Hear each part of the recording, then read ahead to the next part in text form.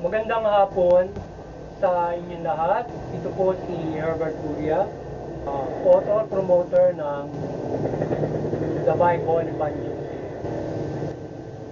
Kakibat ang ating pananalig sa ating banal na Panginoon Diyos, banal na Panginoon Kristo at gabayan ng kaliwanagan ni Banal Santa Maria, ay ating pong ibinabahagi sa inyo sa linggong ito, ang mensahe ng ating banal na Panginoon. Ang tema ng mensahe ng ating banal na Panginoon Diyos ay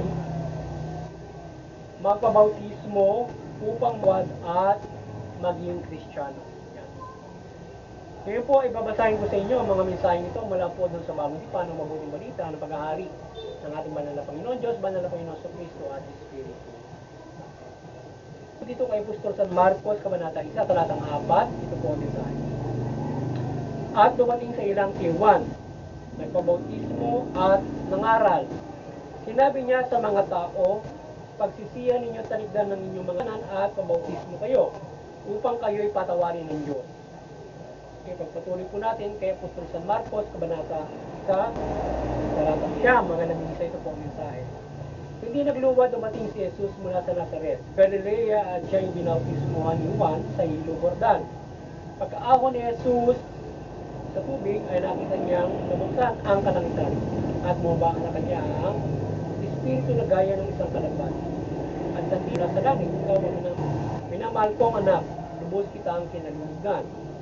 Ipagpatuloy po natin kay Apostol sa Mateo, sa Kabanata 18, talatang 18 hanggang 20. Ito po ang mensahe. Lumapit si Jesus at sinabi sa kanila, ibinigay na sa akin ang lahat ng kapangyarihan sa langit at sa lupa. Kaya tumayo kayo at gawin ninyo alagad ko ang lahat ng bansa. Bautismuhan niyo sila sa ngalan ng Ama at ng Anak at ng Espiritu Santo. At turuang sumunod sa lahat ng ipinag-uutos ko sa inyo. Tandaan ninyo, ako'y kasama ninyo hanggang sa katapusan ng sanlibutan. Pagpatuloy po natin kay Apostol San Marcos, Kabanata 16, talatang 15 hanggang 16. Ito po ang mensahe. At sinabi ni Jesus sa kanila, humayo kayo sa buong sanlibutan at ipangaral ninyo sa ang sumampalataya at mabautismuhan ay maliligtas, ngunit ang hindi sumampalataya ay parurusahan. Ngayon po ay pasalamatan natin ang ating banal na Panginoon Diyos sa kanyang mensahe. Maraming salamat po sa mensahe at salita ng ating banal na Panginoon Diyos. Pwede ng banal na Panginoon sa Kristo at Espiritu at ang banal na Santa Maria. Ngayon po naman ay ipaliliwanag ko sa inyo ang mga mensaheng ito mula sa tema na magpabautismo upang tatawad at maging Kristiyano. Guys pong ipabatid sa atin ng ating banal na Panginoon Diyos na mula po sa banal na Panginoon Kristo na tayo ay magkaroon ng pananampalataya sa kanyang mungtong sa ating Panginoon Kristo at ay magpabautismo. Tayo ay manampalataya sa Panginoon Kristo at tayo ay magpabautismo. Yan. At upang tayo ay patawarin sa ating mga kasalanan at tayo ay maligtas. Yan. Tayo ay manampalataya, tayo ay patatawarin ng ating banal na Panginoon Kristo at kailangan natin ay magpabautismo upang tayo ay mapatawad ng ating banal na Panginoon Diyos. Yan ang tinataan ng Mabuting Balita na nais ng ating banal na sa gabay ng ating banal na Panginoon Kristo. At hanggang sa panahon ngayon na sa simbahan na itinayo ng ating banal na Panginoon Kristo at ng mga apostol ay mula dyan sa naging successor na yan ay sila yung binigti para gumawa ng pagbabautismo sa ating para sa pananampalataya natin Panginoon Diyos wala Panginoon Kristo tayo mapatawad na. Kaya tayo ay lumapit sa simbahan na Panginoon Kristo at tayo ay magpabautismo at magsisi tayo sa ating mga pagkakasala talikdan natin ito at magbagong buhay tayo. Tayo ay mamuhay ayon doon sa kalooban ng Diyos, kalooban ng Panginoon Diyos mula sa mabuting balita. Inihad ng Panginoon Kristo. So, papailalim tayo at mananampalataya sa Panginoon Kristo at susundin natin yung kanyang nagaling sa Panginoon Diyos. At tayo ay ang ating pananampalataya ang Kristo ito ay nais ng banal na Panginoon Diyos tayo manampalataya sa Kanya sa pamamagitan ng bugtong-anan. Sinugo niya yun para tayo ay pangarian, tayo ay pagbuklorin sa pananampalataya sa Panginoon Diyos. So may siyang ginagawa, kagaya noong pagpabautismo. Maging ang Panginoon Kristo ay nagpabautismo rin sapagkat bago siya sinugo ay siya ay sinasaad na ng mga propet na pinaggabay ng Panginoon Diyos sa mundo para tayo ay sa pananampalataya natin sa Panginoon.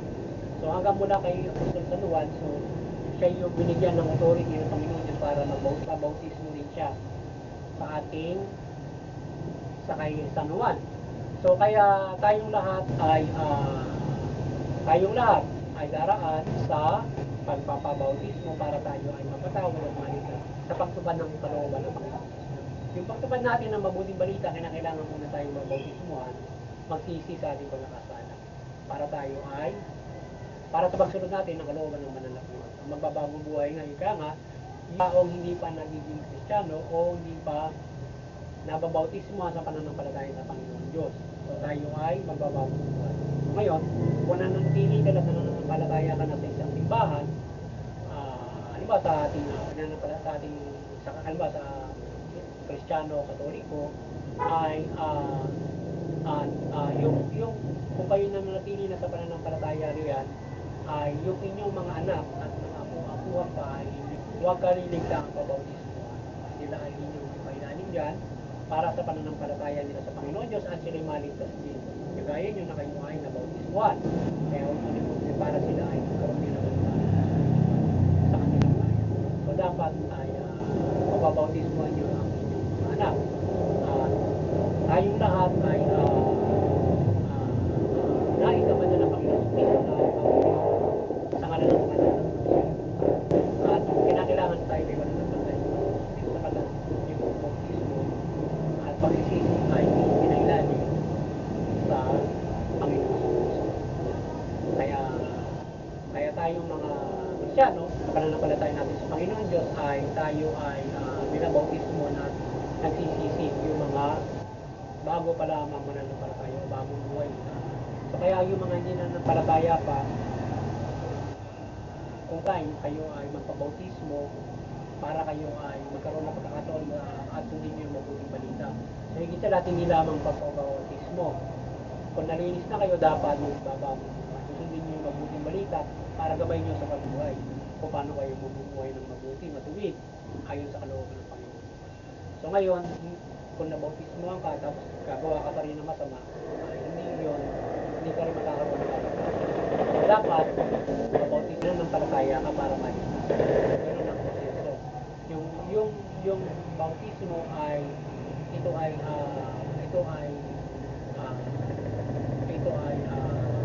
ginagawa ng Panginoon Diyos para sa malinis yung pagkakasala.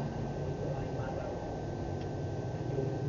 ito ginagawa ng ng Panginoon sa Kristo o sa loob ng pananampalataya ng Kristiyano para mahugasan o parang naliligo ka, ganun. Ngayon ay kung naligo ka, press na press ka. Parang nagbagong buhay ka. Bagong buhay ka na baka ngayon, kung halimbawa nagbagong buhay ka na nagkasala ka ulit, binibigyan ka naman ng pagkakataon magsisi. Patuloy ka makapag. Kaya nga, sinuga ang Panginoon sa Kristo kasi patuloy tayo nagkakasala. So binibigyan tayo ng pagkakataon na mayroong pagsisisi pa para tayo makapagpatuloy sa ating panay. Ngayon, kung tayo ay magkakasala at hindi na tayo magsisisi, ay maaari tayo mapahamak at mabulit sa impyerno pagdating ng kaya kayo ay magabayan ng bautismuhan para sa inyong kaligtasan spiritual. Ito ay ang pagpabautismo ay spiritual na pagpapala at gabay ng ating mga Panginoon Diyos na ginagawa natin praktikal. Suwalit ko yung spiritual na proseso. Tayo ay patawarin ng Panginoon Diyos sa ating pagkakasala. Ang pwedeng makapagbautismo ng ganyan ay may authority sa simbahan. Talaga ng Panginoon Diyos. Successor ng mga apostol. So sila yung authority para at hindi lamang bautismo sa tubig, sa espiritu, sa Espiritu at sa apoy. Ganyan babautismuhan para sa pananampalataya sa Panginoon. Na tayo ay sumasampalataya sa Panginoon Diyos at nagsisisi sa ating pagkakasala. Parang itinatakbo na natin yung takwil mo dyan, yung demonyo, yung pagkakasala, haharap tayo sa Panginoon na buong buhay. So muli, sana nagabayan naman kayo ng the Bible, evangelization sa inyong spiritual na pamumuhay at maging sa practical na pamumuhay at kayo magkaroon ng malaking pag-asa sa kaligtasan spiritual at tayo ay magkaroon ng mabuti at matuwid na practical na pamumuhay mula sa gabay ng ating banal na Panginoon. At tayo magkaroon ng kaligtasan spiritual pagdating ng kaya tayo mamumuhay ayon sa kalooban ng Diyos o mamumuhay tayong spiritual sa ating practical na pamumuhay. Yan ang nais ng banal na Panginoon.